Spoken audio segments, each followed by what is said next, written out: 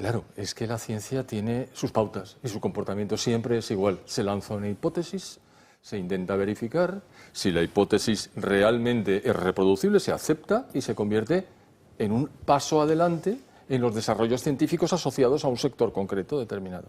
Pasa el tiempo, aparece cualquier otra variable o un descubrimiento, entonces se tiene que incorporar a la hipótesis que se ha convertido en tesis anterior y ya no cuadra, con lo cual tienes que cambiar los patrones anteriores para ir avanzando progresivamente. La ciencia nunca está establecida, que es una frase famosa de Al Gore de hace muchos años. Science is settled. Nunca.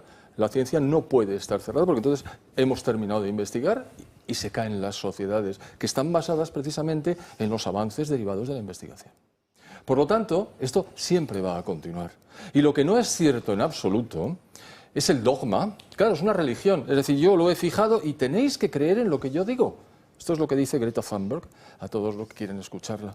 Pero lo dice sin base científica, claro. Y no es que no hay base científica. ¿Y cuál es el dogma? Que el CO2 emitido por el ser humano calienta la atmósfera, ese calentamiento de la atmósfera va a provocar daños sin fin que en última instancia abocarán a la elevación del nivel del mar hasta límites insospechados y la muerte de una gran parte de la humanidad. Y luego hay gente que se cree estas cosas. Y por eso hay que insistir una y otra vez y todo el tiempo que sea preciso en que el dióxido de carbono es natural. O sea, la culpa no es de los pedos de las vacas y mucho menos de su diésel.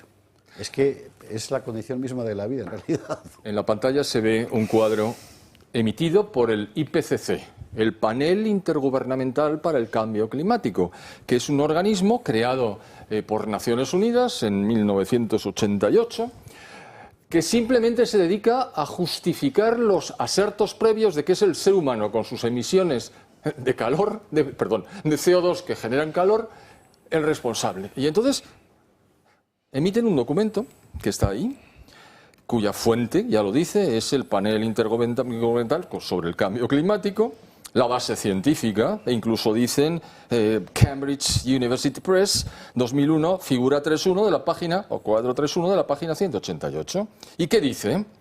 Pues que el porcentaje del CO2 que hay en la atmósfera es natural en un 97,1% y es humano o de origen humano en un 2,9%. Y lo dicen ellos mismos. Entonces, ¿qué quieren? ¿Hacernos creer que somos nosotros, como seres humanos, los responsables de un calentamiento que se ha medido en algún momento, pero que ni mucho menos se correlaciona a corto plazo con las variaciones de CO2 en la atmósfera? ¿Pero qué me está contando?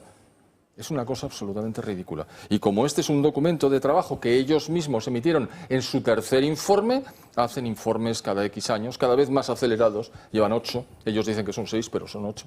Y entonces, bueno, en el tercero dijeron, no, mire usted, es que esto es el CO2. Digo, oiga, pero si es que esto es así, si lo dice usted, ¿por qué quiere a mí convencerme de lo contrario? Es ridículo.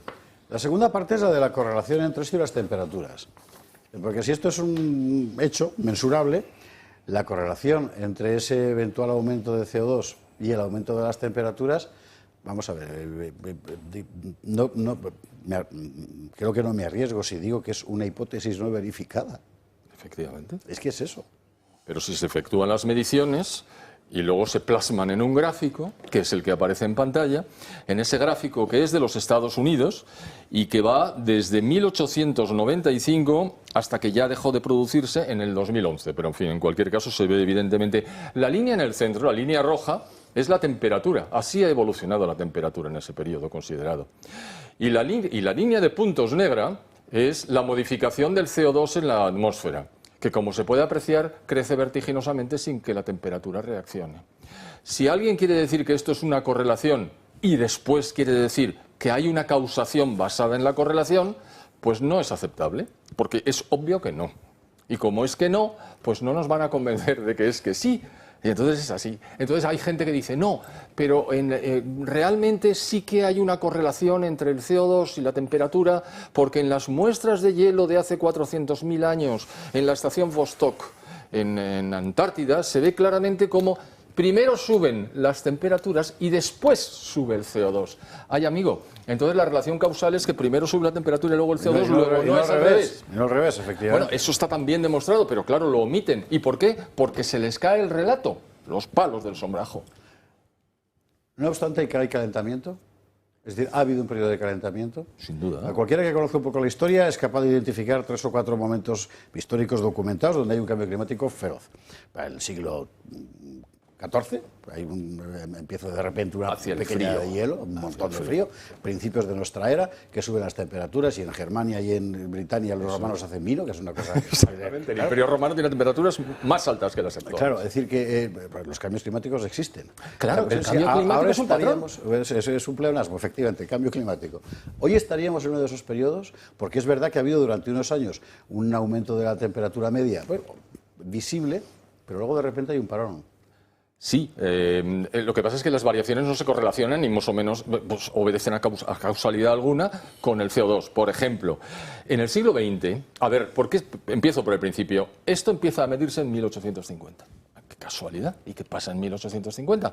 Que se termina la pequeña edad de hielo y empieza a subir la temperatura por causas naturales y entonces dicen, no, es el ser humano con la industrialización la que está provocando los incrementos de temperatura. Esto me interesa subrayarlo porque hay muchos espectadores que nos dicen, pero bueno, cualquiera que tenga un huerto ve que ha habido unos años que ha hecho más calor. Sí, es que no estamos hablando de eso. De lo que estamos hablando es de que haya sido su coche diésel el que ha provocado eso, que no tiene nada que ver. Efectivamente. Entonces, por ejemplo, el 40% del calentamiento que se ha producido en el siglo XX ha sido anterior a 1940. Pero el 80% de la emisión de CO2 por parte del ser humano es posterior a 1940. ¿Qué correlación hay aquí, hombre? ¿Y qué causación puede usted encontrar? No hay ninguna de las dos. Entonces, claro, esto no se sostiene. Pero bueno, es el relato. Y claro, sobre este relato basan, el señor Biden viene y dice, he dejado un mensaje. Un mensaje, y aquí aparece el tercer cuadro, un mensaje que dice que su sucesor se va a salir del Club de París con carácter inmediato. El día 21, una orden ejecutiva de la presidencia, ya lo hizo hace 4 años y lo volverá a hacer. ¿Por qué? Porque no tiene ningún sentido dañar a la población a través del encarecimiento de la energía. Simplemente porque quiere sustituir el origen de los hidrocarburos, de la energía eléctrica producida por hidrocarburos, por otra que se supone que es no contaminante, es decir, que no emite CO2 a la atmósfera. Tampoco la energía nuclear, y mire usted el futuro que le deparan. Ya. Es decir, son contradicciones incesantes. Evidentemente va a haber un giro de 180 grados. Donald Trump va a retomar el camino que siempre ha tomado la humanidad. Mire usted, yo necesito energía limpia, barata y abundante. Y lo demás son consideraciones exógenas. Esto no tiene nada que ver con nosotros ni con nuestra vida. ¿Qué ocurre? Pues que en los últimos 2 años ha habido un pico de elevación de temperaturas. ¿Y de dónde viene? ¿Del CO2? No, pues si es que el CO2 no se ha emitido con más intensidad, si es que no hay correlación. Ah, bueno, entonces ¿qué va a ser? Dice, pues es la existencia del Niño y de Junga-Tonga. Eso está perfectamente demostrado. Es decir, la proyección de vapor de agua a la atmósfera. Vapor de agua que es un gas de efecto invernadero como el CO2, como el metano, como los clorofluorocarbonos, como el ácido nítrico. Todos ellos son moléculas que aumentan la temperatura. Pero es que la más importante de todas, el 95% del total de los gases de efecto invernadero es el vapor de agua. Pero claro, el vapor de agua está ahí. Eso es un dato, no lo puedes modificar, ni puedes grabar a los países que lo emiten, ni puedes basar en ellos ninguna operación de gran calado. Hoy explicaba